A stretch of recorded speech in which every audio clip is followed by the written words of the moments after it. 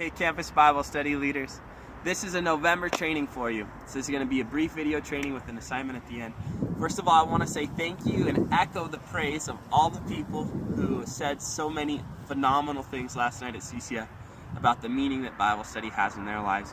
It wouldn't be possible without you. Great job. And there's a few details we're going to work through with the reporting process, and I just want to let you know that I am grateful for those reports. Keep filling them out. Only the church community builder reports that should be coming in email prompts into your inbox, and I'll work through those details to make sure we're getting them right. Today we're going to talk about a team sport. Bible study really is a team sport. In second semester, as we make that transition into it, we're really going to focus on team development. We take very seriously here at Living Faith Fellowship our responsibility to develop the next generation of leaders. And as a campus Bible study leader, that's way up at the top of your priority for what your job description is. A team sport. So how do we do this practically? How do we develop the next generation of Bible study leaders? Well, what we're going to do is we're going to be intentional. There's a tried and true method of I do, you watch, you do, I watch, and then the release, you do. That's the method that we're going to employ. Now that method means that when they lead those Bible studies, you have your team member and your assistant lead, that may be even more work than what it is for you to just lead it on your own. As a matter of fact, it should be, because we want them to know that they have our full support in doing so. So next training, we'll talk about the specifics of what does it look like to spend the time and how do we spend the time to help them be successful. This week, we're just laying the groundwork for that. I do, you watch, you do, I watch, you do.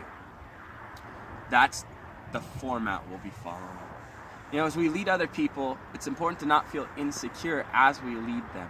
You know, there's a verse that says, if a trumpet makes an uncertain sound, who will follow it into battle?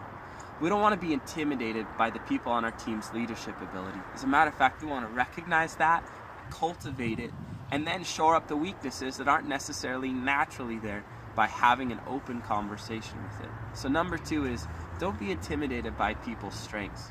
Instead, be bold in what the Lord has called you to and lead them well. And the last is this, is we can't really develop leaders if we're not working in an open environment, and that's your job to cultivate that. What does it look like to have an atmosphere where criticisms can be exchanged in a helpful way, in a growing way, where your team feels free to ask you the kind of questions that transform someone who is just an apprentice into a journeyman? That process happens fastest in an environment where questions are welcomed, they're warmly welcomed, and they're carefully and lovingly answered as we cultivate people into leaders. So here's the challenge I want to give you. By the 20th, this coming Friday, I want a schedule for next semester for all of your Bible studies. Take into account breaks, holiday weekends, and here's what I need you to do. I want every person on your team to lead at least twice if they're a team member. And if they're an assistant, I want them to lead 4 times next semester, and 2 of those times must be in consecutive weeks. So I want you to plan that out, and that means working with your team and working with your assistant ahead of time to make sure that that works out in a schedule. Then I want you to email that to Cassie and I, Dana and Cassie at gmail.com with your response. It can be a Word file, an Excel document, whatever you would like it to be, but I want the whole semester lined out for Bible study days with who's going to be leading, twice for every team member, 4 times for every assistant. And that's going to give us the framework to move forward in being very intentional second semester. Again, fantastic job. Love you guys so much, and looking forward to launching into what God has for us as we finish up this semester.